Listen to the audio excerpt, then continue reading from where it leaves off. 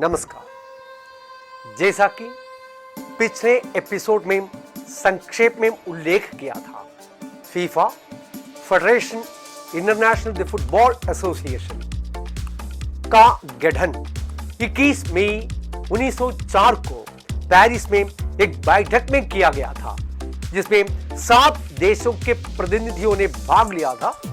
France, Belgium, Denmark, Netherland, Spain, Sweden और Switzerland. और हालांकि यह उसी दिन तय किया गया था कि नवगठित महासंघ को उसकी खिलाड़ियों की बढ़ती संख्या के लाभ के लिए एक उपयुक्त अंतरराष्ट्रीय प्रतियोगिता की संभावना तलाशनी चाहिए। यह केवल 26 साल बाद एक वास्तविकता बन गई थी। 1908 में फुटबॉल के ओलंपिक में प्रवेश करने के साथ यह खेल चतुर्वर्षीय समारोह में प्रमुख आकर्षणों में से एक बन गया, लेकिन इसके सख्त ओलंपिक कोड के शौकिया खिलाड़ियों के लिए प्रतिबंधित होने के कारण स्वाभाविक रूप से एक संघर्ष पैदा हुआ। यह पेशेवर क्लबों के रूप में, जो तब तक कई देशों में उग गया था, फीफा पर अंतरराष्ट्रीय ओलंपिक समिति से दूर जाने और अपनी प्रतियोगिता स्थापित करने का दबाव डाला गया। 1921 में यूल रिमे के फीफा के तीसरे अध्यक्ष चुने जाने के बाद चीजों की गति मिली, जिन्होंने फीफा वेंचर के तहत एक विशेष टूर्नामेंट होने के विचार का पूरी तरह से समर्थन किया, जो पेशेवर खिलाड़ियों के लिए खुला होगा। हालांकि चीजें कभी भी अपेक्षित गति से आगे नहीं बढ़ी और 1930 में उरुग्वे में उद्घाटन विश्व कप के आधिकारिक शुभारंभ से 10 साल पहले फीफा जो तय किया था, लेकिन 10 साल इंतजार करना पड़ा। इंग्लैंड, खेल का गृह देश, इस विचार के खिलाफ पहले स्थान पर था।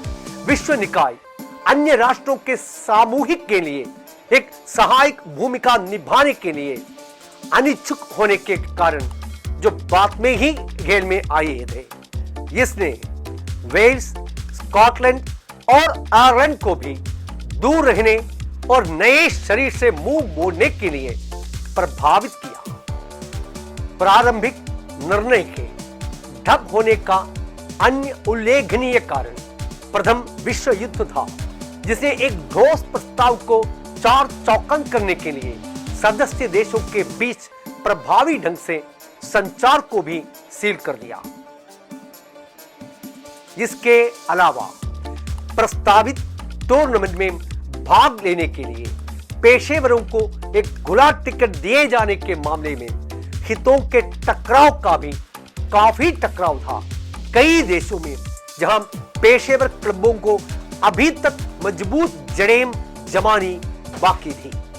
इसके अलावा फीफा को ओलंपिक आंदोलन के संस्थापक पिता बैरन पियर कुबर्टन के कड़े विरोध का भी सामना करना पड़ा, जिन्होंने ओलंपिक खेलों के प्रतिद्वंदी के लिए एक और टूर्नामेंट का कोई कारण नहीं देखा। आर्थिक मंदी जो उस समय पूरे यूरोप में फैल गई थी, फीफा के उद्देश्यों के लिए किसी भी तरह से प्रतियोगिता को उस पैमाने पर शुरू करने के लिए एक ठोकर साबित हुई जिसमें इसका इरादा था। हालांकि यूल रिमे अडिग थे, पेशे से एक वकील।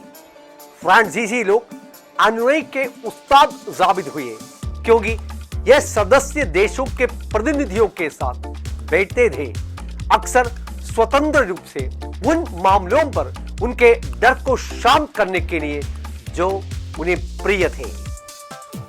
आखिरकार रिमेक का दूरदर्शी उत्साह जीतना था, क्योंकि 25 मई 1928 को फीफा के विश्व कप के आयोजन के साथ आगे बढ़ने के लिए हरी झंडी प्रदान करने का निर्णय लिया गया। हालांकि समान पैमाने के मेल न खाने पर पेशेवर खिलाड़ियों सहित टूर्नामेंट आयोजित किए गए थे।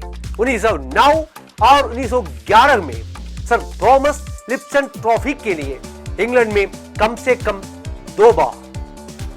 आखिरकार रिमे को दूरदर्शी उत्साह जीतना था, क्योंकि 26 मई 1928 को फीफा को विश्व कप के आयोजन के साथ आगे बढ़ने के लिए हरी झंडी प्रदान करने का निर्णय लिया गया। हालांकि समान पैमाने से मेल नहीं खाने पर पेशेवर खिलाड़ियों सहित टूर्नामेंट आयोजित किए गए थे। 1909 और 1911 में सर थॉमस लिप्सन ट्रॉफी के लिए इंग्लैंड में कम से कम 2 बार। हालांकि एम्स्टर्डम कांग्रेस में आगे बढ़ने के बाद फीफा अगले साल इटली, हंगरी, नीदरलैंड और उरुग्वे के रूप में उद्घाटन विश्व कप के लिए मेजबान देश का चयन करने में असमर्थ था। स्पेन और स्वीडन ने प्रतिष्ठित टूर्नामेंट आयोजित करने के अधिकार के लिए अपनी बोली लगाई। हालांकि उरुग्वे पर 2 निश्चित मामलों में बहुत कुछ होना था। देश 1930 में अपनी स्वतंत्रता की 14वां वर्षगांठ मना रहा था, और दूसरा यह कि उस समय विश्व फुटबॉल का पावरफुल होने के कारण बैक टू बैक विजेता था उरुग्वे। 1924 और 1928 में ओलंपिक स्वर्ण पदक। यह निर्णय बहुत गर्मी पैदा करने के लिए था, क्योंकि यूरोपीय देशों ने उरुग्वे तक पहुंचने के लिए उन कठिनाइयों की ओर इशारा करते हुए रोते हुए कहा, जो केवल जहाज द्वारा सुलभ हो सकती है, और फिर खिलाड़ियों के रूप में टीमों को इकट्ठा करना। हालांकि पेशेवरों को शामिल करने के अनुपलब्धि की लंबी छुट्टी के कारण नौकरियों के नुकसान के डर थे, तुरंत टूर्नामेंट में खुद को दूर कर लिया।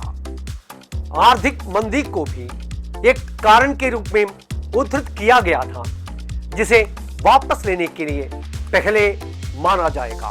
हालांकि उरुग्वे उस समय अच्छी आर्थिक स्थिति में फीफा के बचाव में आया था, जो मोंटेवीडियो के लिए लंबी दाव लेने के इच्छुक देशों के लिए यात्रा लागत और अन्य खर्चों के साथ खर्चों को कम करने की पेशकश कर रहा था।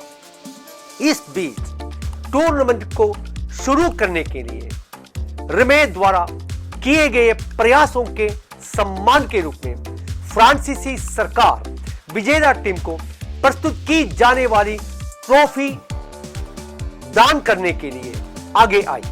रिमे सबसे लंबे समय तक सेवा करने वाले फीफा के अध्यक्ष ने 1954 में अपनी सेवा निवृत्ति तक पद धारण किया।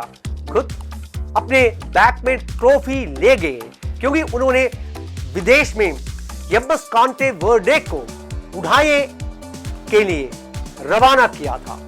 यह जहाज केवल 4 यूरोपीय टीमों फ्रांस, बेल्जियम, रोमानिया और युगोस्लाविया को भी ले जा रहा था उद्घाटन विश्व कप में प्रतिस्पर्धा करने के लिए। फिर मिलेंगे, धन्यवाद।